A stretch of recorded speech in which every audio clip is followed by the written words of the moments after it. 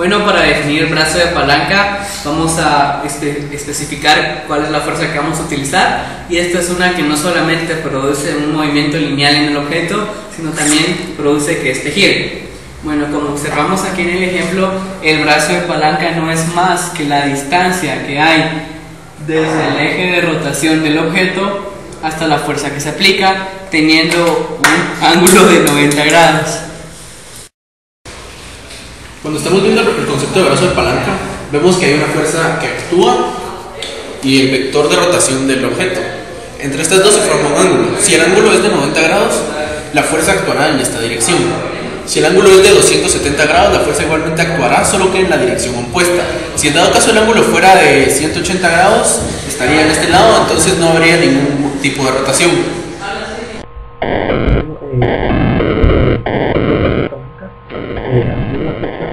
Es la fuerza que se le aplicará a un eje de rotación. La distancia que tenemos de la flecha a este punto es R, y este punto es el eje de rotación. Bueno, ese es el ángulo que es un ángulo que será el mismo que el ángulo que tiene la fuerza, el ángulo que se aplica entre la fuerza y el eje de rotación. Bueno, también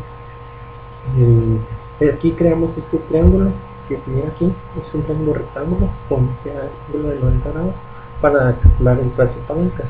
Para hacer un ejemplo más guiado de cómo se calcula el brazo de palanca, que es esta que se encuentra aquí, que está del otro lado del ángulo. Bueno, entonces para calcular el brazo de palanca, lo que se necesita conocer es la fuerza que tenemos, el R y el E. Bueno, entonces supongamos que tenemos un R de 6 metros,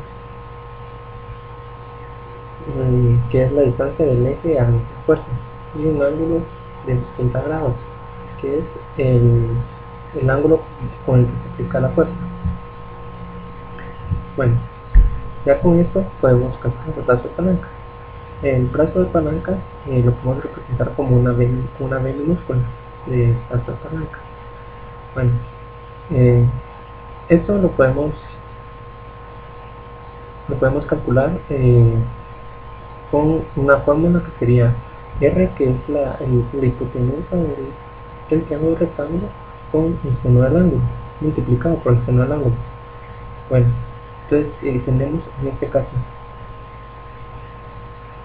caso como tenemos que R es 6 metros y el ángulo 30 grados, entonces podemos hacer que P va a ser igual a 6 por seno de 30.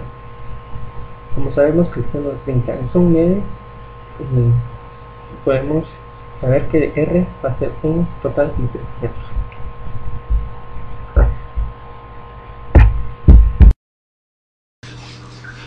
El brazo palanca es un punto de apoyo para una fuerza dinámica, es decir, el momento de torsión o torque en donde este depende del radio o el vector posición, y la fuerza que se ejerce al eje donde se encuentra el vector posición, y el ángulo que existe entre la fuerza y el vector posición.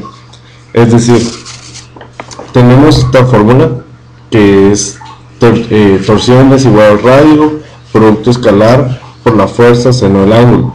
Para representarlo gráficamente tenemos esta imagen en donde nos podemos dar cuenta que la fuerza está a un ángulo de 90 grados del vector posición, donde si la fuerza se efectúa para este lado, el trabajo o la fuerza iría en dirección circular.